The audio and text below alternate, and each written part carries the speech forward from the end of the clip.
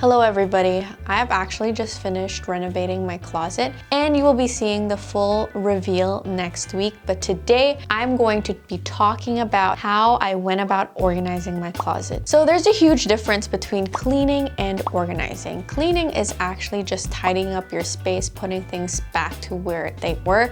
A lot of people actually mistake it for organizing. Organizing is actually having a system in place for the things that you own. Do you have a category or a section for it? Having full awareness and visibility of what you own and knowing where they belong. So the first thing you need to do is to take out everything and filter out your clothes. All right, and these are the clothes that I have filtered out and decided that it's time to close a chapter in my life and say goodbye to these clothes. That doesn't mean that it's gone to waste. It just means that you are evolving and constantly changing. I know, getting rid of things is actually a really difficult thing to do. There are a lot of things that might hold you back, such as it being sentimental, somebody gave it to you, you might think you might wear it in the future, or you just spent a lot of money on it. And those are things that shouldn't be reasons why they hold you back. But it should be a lesson for you when you purchase things in the future. If you're not ready to let go of things, then it just simply means you're not ready to let go of items and you're not ready to organize. And that's just a harsh fact. It doesn't mean that it's bad, it just means that you're not ready. And that's all right. Everybody has different paces. In order to ease into it, you could probably work on it by sections. Maybe you could focus on pants 1 week. If it's a little bit too much, wait a week and then move on to the next part. But the whole point of organizing is being able to let go. So some questions you can ask yourself are, have you worn it within the last 5 months? Not including a pandemic time because no one really went out. If you have double thoughts about it or you're really unsure, then it might mean that it's time to say goodbye to the items. Number 2, the quality of the clothing. How long have you had it for? Is the garter already loose? Can you actually fix it? If you can, that's great. But if it's just already so old, then you can also say goodbye to it. The third question is, will you be willing to wear it again? I always talk about how it's important to be able to repeat your clothes, mix and match. My goal in my closet is to create like a capsule closet in which I'm able to mix and match timelessly and effortlessly through time. It's not a bad thing to repeat clothes. If people say that about you, they've got the problem and not you. So the last question you should ask yourself is, do the clothes fit you? As you get older, your weight will fluctuate. People will ask you if you're pregnant, if you got skinnier. Either way, that is your impending doom. It doesn't matter who you are, things do change and that's okay. Something that makes a huge difference in how you appear is how the clothes wear. The clothes shouldn't be wearing you, you should be wearing the clothes and they should fit really nicely. And if they don't, bye-bye. One way to have a better understanding and be a better buyer is to know that you spent money on it and the amount of clothing that you're getting rid of is the money that you've spent working so hard for. So that's why I think that it's really effective if you filter out your clothes, if you need a reason to. So what about the sentimental things or things that people gift you? Well, one thing I say about that is people should have a good understanding that things come and go in your life, just like how some people do in your life.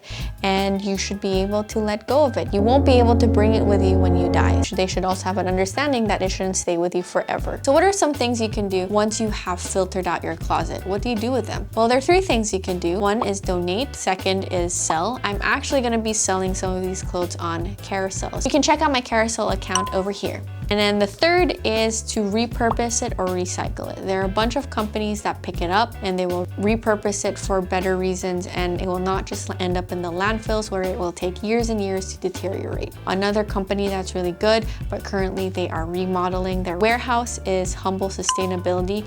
They actually collect a lot of the things that you don't need anymore and then they will find a place to repurpose it or upcycle. One of the main goals when organizing for me is actually visibility. What you need to consider is the type of clothes that you own and then how you want to be able to access all these clothes. So for example, you could have one area that is specifically for pants and you want to be able to reach it. So creating a space that is accessible and easy for you to navigate around and then create categories through that.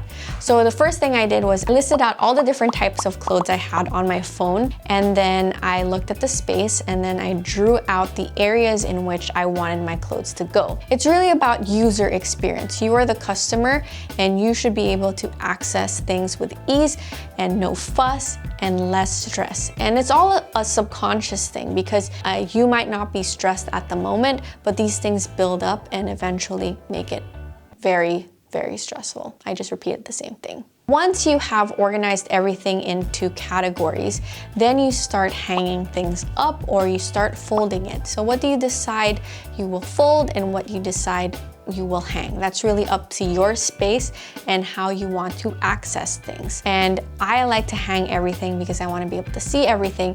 And it's best to hang things that are actually very wrinkle prone. The silk, thin material, and things that are bulkier like sweaters, you actually should be folding them because of the weight, it will pull your material. So it's best to always fold your sweaters. When you start organizing and putting things in hangers or folding them, a rule that I like to follow is making sure that I have matching hangers, okay? Because matching hangers makes all the difference in terms of the aesthetic and look of your closet.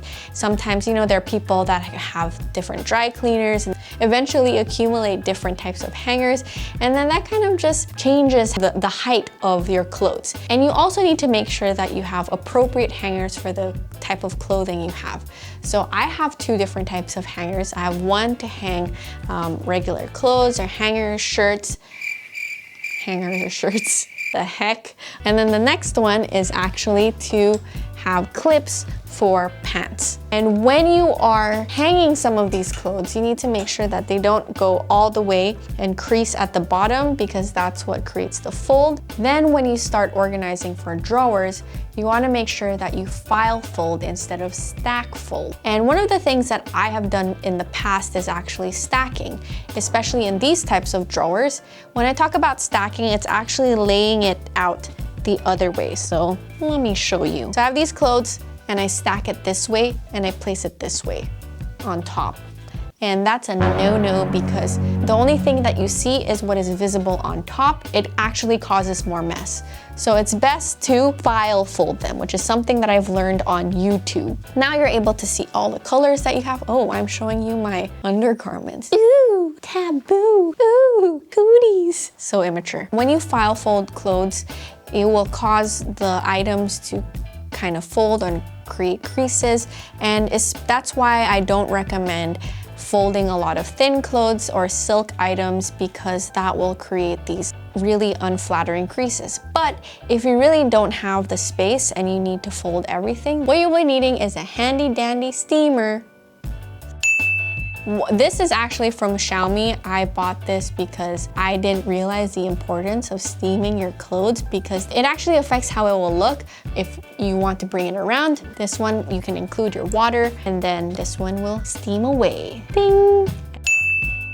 One of the tricks is, I guess, fold it the way you would normally fold clothes. It depends on what your preferences are, but when I file fold, I make sure that all of them are roughly the same size, before and after. And that is all. If you have any questions, comments, or suggestions about how I go about organizing my closet, I'll be happy to answer in the comment section down below. Or if you have any opinions about how I'm doing things wrong, go ahead and share them as well. Be nice though. Don't forget that just because you organize it once doesn't mean that you don't organize it again. Always make sure you do checkups. But this type of organizing hack is to make sure that you don't need to tidy up as much and that you are completely aware of the things that you own. That's it, guys. And the light has told us that is it. Goodbye.